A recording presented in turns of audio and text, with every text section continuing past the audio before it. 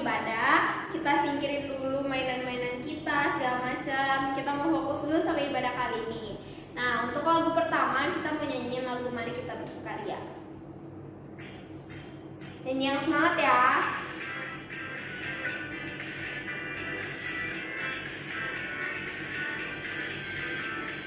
Mari kita bersukaria, karena ini hari bahagia.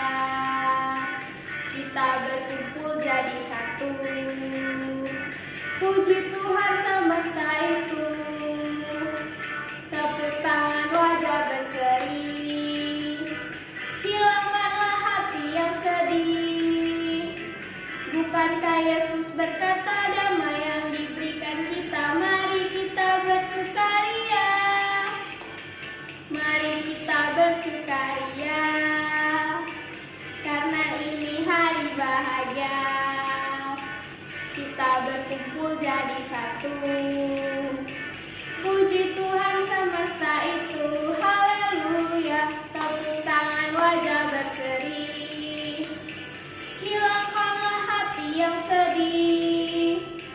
Bukankah Yesus berkata damai yang diberikan kita? Mari kita bersukaria, mari kita bersukaria, karena ini hari bahagia.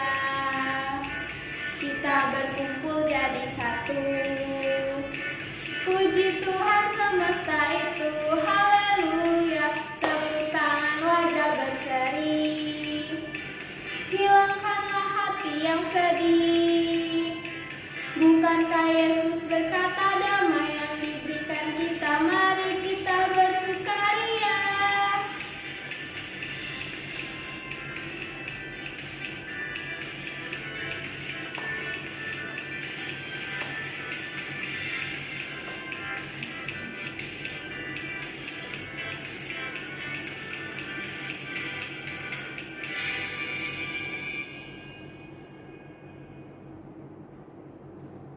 Nah, adik-adik mari kita doa ya.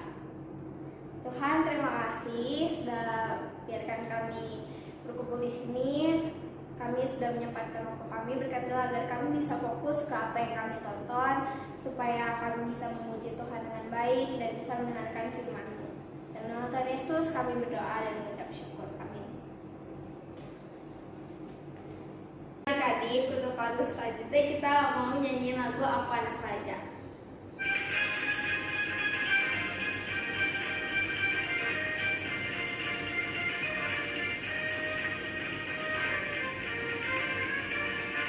Aku anak raja, engkau anak raja, kita semua anak raja. Aku anak raja, engkau anak raja, kita semua anak raja. Haleluya, puji Tuhan, haleluya, puji Tuhan, haleluya, puji Tuhan, haleluya. Haleluya, puji Tuhan, haleluya, puji Tuhan, haleluya, puji Tuhan, haleluya.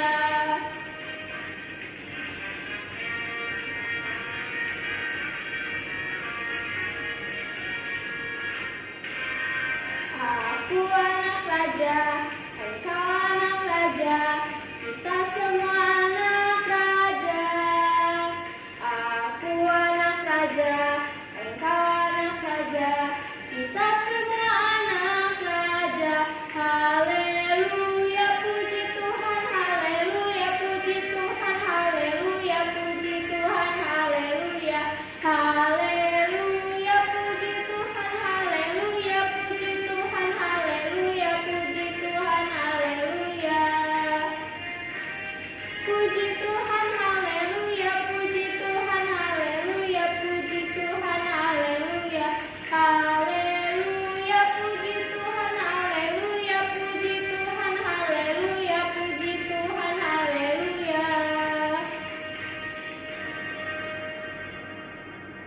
Jadi kita mau angkat pujian lagi nih, judulnya Hatiku Penyanyian. Kita nyanyi dengan sukacita ya.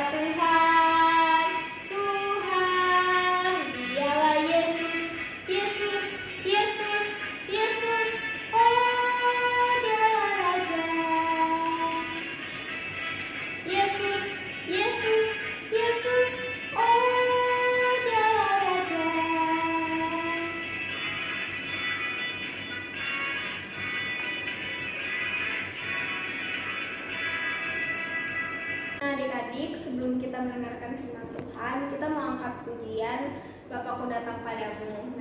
Nanti kita mau nyanyi dengan sungguh-sungguh supaya nanti ketika kita mendengarkan firman Tuhan dari Lauselina, kita bakal fokus. Kita nyanyi sungguh-sungguh ya.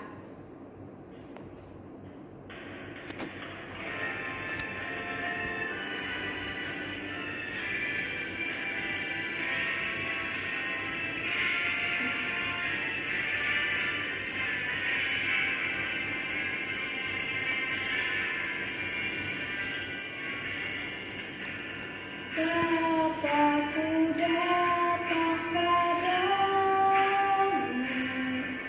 naikkan ucapan syukur atas kasih anugerah-Mu yang indah setiap hari. Pagi hari, siang hari, sore dan malam hari, tak hentinya mengucap syukur atas kebaikan-Mu.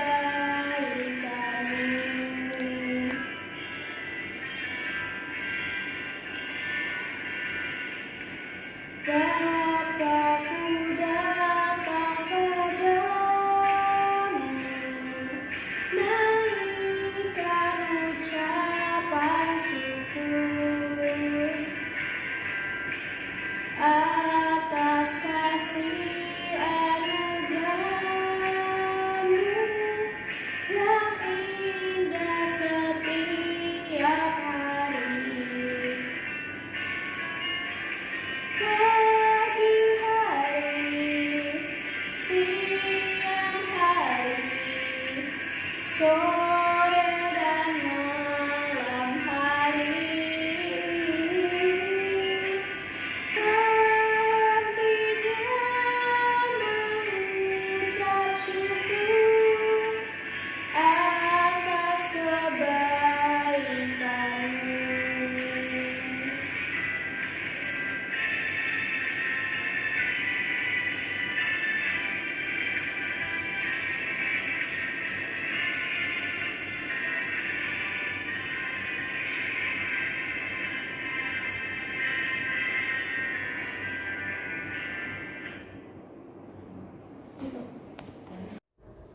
Halo adik-adik yang ada di rumah, apa kabar? Lause berharap adik-adik semua dalam keadaan sehat ya, dan tetap semangat untuk mendengarkan firman Tuhan. Adik-adik, kita sungguh bersyukur kalau hari ini kita masih bisa mendengarkan firman Tuhan. Adik-adik, tema firman hari ini adalah Allah mengutus Paulus yang tertulis di dalam Kisah Para Rasul 13 dan 14. Lause berharap adik-adik semua sudah siap untuk mendengarkan firman Tuhan. Mari sama-sama kita berdoa. Tuhan Yesus yang baik, terima kasih untuk waktu yang Tuhan sudah berikan kepada kami pada hari ini. Biarlah kami ada hati yang sungguh untuk mendengarkan firman-Mu. Biarlah Tuhan juga tolong kami supaya kami dapat mengerti akan firman-Mu. Di dalam nama Tuhan Yesus, kami sudah berdoa. Amin.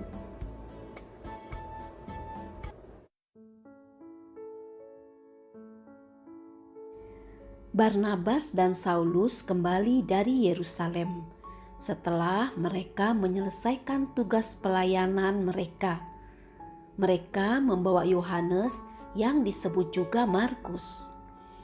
Pada waktu itu, dalam jemaat di Antiokhia, ada beberapa nabi dan pengajar, yaitu Barnabas, Simeon, Lukius, Menahem, dan Saulus. Pada suatu hari, ketika mereka beribadah kepada Tuhan dan berpuasa, berkatalah Roh Kudus, "Khususkanlah Barnabas dan Saulus bagiku, untuk untuk tugas yang telah kutentukan bagi mereka.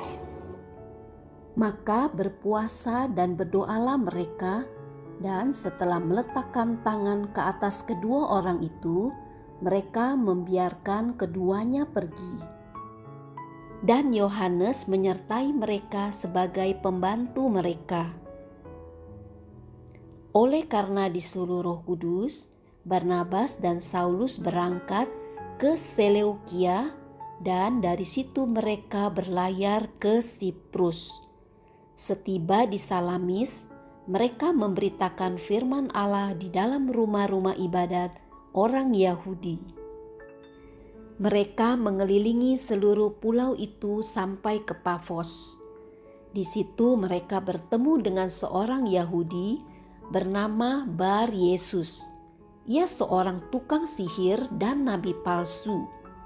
Ia adalah kawan gubernur pulau itu, Sergius Paulus, yang adalah orang cerdas. Gubernur itu memanggil Barnabas dan Saulus karena ia ingin mendengar firman Allah.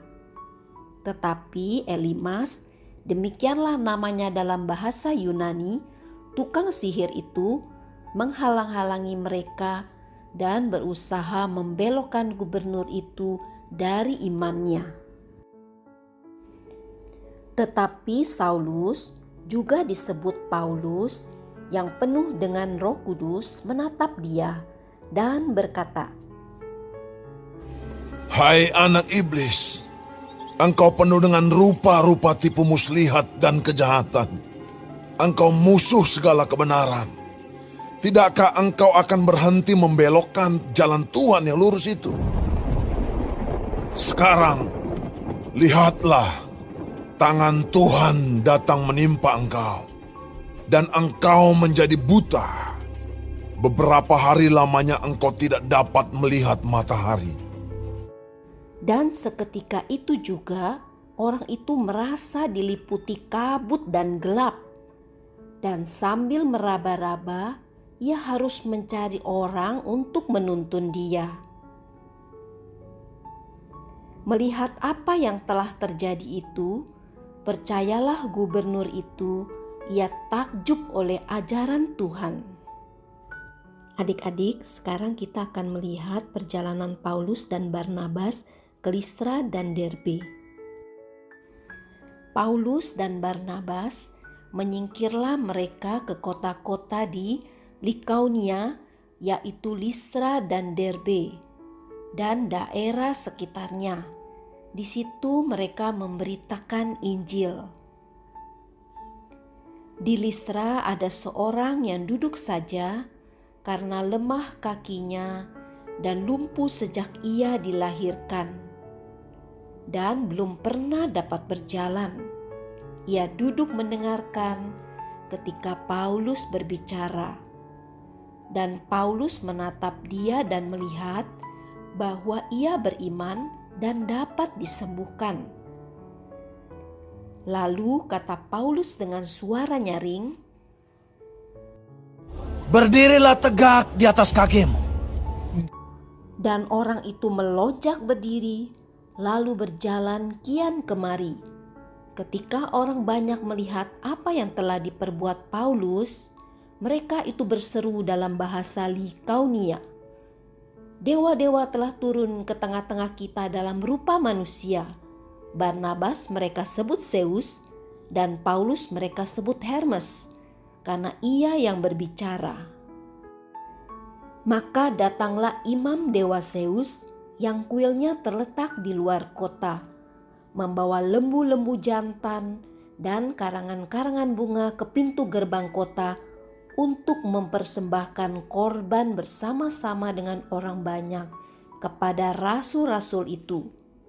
Mendengar itu, Barnabas dan Paulus mengoyakkan pakaian mereka, lalu terjun ke tengah-tengah orang banyak itu sambil berseru, Hai kamu sekalian, mengapa kamu berbuat demikian? Kami ini adalah manusia biasa, sama seperti kamu. Kami ada di sini untuk memberitakan Injil kepada kamu, supaya kamu meninggalkan perbuatan sia-sia ini dan berbalik kepada Allah yang hidup, yang telah menjadikan langit dan bumi, laut dan segala isinya. Dalam zaman yang lampau, Allah membiarkan semua bangsa menuruti jalannya masing-masing. Namun ia bukan tidak menyatakan dirinya dengan berbagai-bagai kebajikan, yaitu dengan menurunkan hujan dari langit dan dengan memberikan musim-musim subur bagi kamu. Ia memuaskan hatimu dengan makanan dan kegembiraan. Walaupun rasul-rasul itu berkata demikian, namun hampir-hampir tidak dapat mereka mencegah orang banyak mempersembahkan korban kepada mereka. Tetapi datanglah orang-orang Yahudi dari Antiokhia dan Ikonium, dan mereka memujuk orang banyak itu memihak mereka. Lalu mereka melempari Paulus dengan batu dan menyeretnya keluar kota, karena mereka menyangka bahwa ia telah mati. Akan tetapi ketika murid-murid itu berdiri mengelilingi dia, bangkitlah ia lalu masuk ke dalam kota. Keesokan harinya berangkatlah ia bersama-sama dengan Barnabas ke Derbe. Paulus dan Barnabas memberitakan Injil di kota itu dan memperoleh banyak murid. Lalu kembalilah mereka ke Listra, Ikonium, dan Antiokhia. Di tempat itu mereka menguatkan hati murid-murid itu dan menasehati mereka supaya mereka bertekun di dalam iman dan mengatakan bahwa untuk masuk ke dalam kerajaan Allah kita harus mengalami banyak sengsara. Mari sama-sama kita membaca ayat Mas yang tertulis di dalam Yesaya 6 ayat 8. Lalu aku mendengar suara Tuhan berkata, siapakah yang akan kuutus dan siapakah yang mau pergi untuk aku? Maka sautku, ini aku, utuslah aku. Nah adik-adik, kita sudah melihat perjalanan Paulus dan Barnabas ke beberapa kota. Mereka sangat berani mengabarkan Injil karena Roh Kudus yang selalu menyertai dan memimpin mereka. Adik-adik, kita sebagai anak-anak Tuhan juga harus mengabarkan Injil kepada semua orang. Dan kita juga harus percaya bahwa Roh Kudus yang akan menyertai dan memimpin kita. Adik-adik bisa mengabarkan Injil mulai dari sekarang kepada saudara-saudara, kepada teman-teman kita. Adik-adik, karena itulah yang Tuhan kehendaki di dalam kehidupan kita. Nah adik-adik, bagaimana kita bisa berdiri teguh seperti Paulus dan Barnabas di dalam mengabarkan Injil? Adik-adik bisa berdoa, memohon kepada Roh Kudus untuk memimpin dan menyertai adik-adik. Dan adik-adik diberi keberanian untuk mengabarkan Injil. Adik-adik, demikianlah firman Tuhan hari ini, dan mari sama-sama kita berdoa. Tuhan Yesus yang baik, terima kasih ya Bapa untuk firman-Mu hari ini. Kami belajar bagaimana kami harus melayani Engkau dan mengabarkan Injil keselamatan. Tuhan Yesus, biarlah senantiasa kami belajar untuk bersandar penuh kepada Engkau, supaya kami dapat berdiri teguh dalam mempercayai dan mentaati Tuhan Yesus. Terima kasih Tuhan Yesus, hanya di dalam nama Tuhan Yesus kami sudah berdoa. Amin.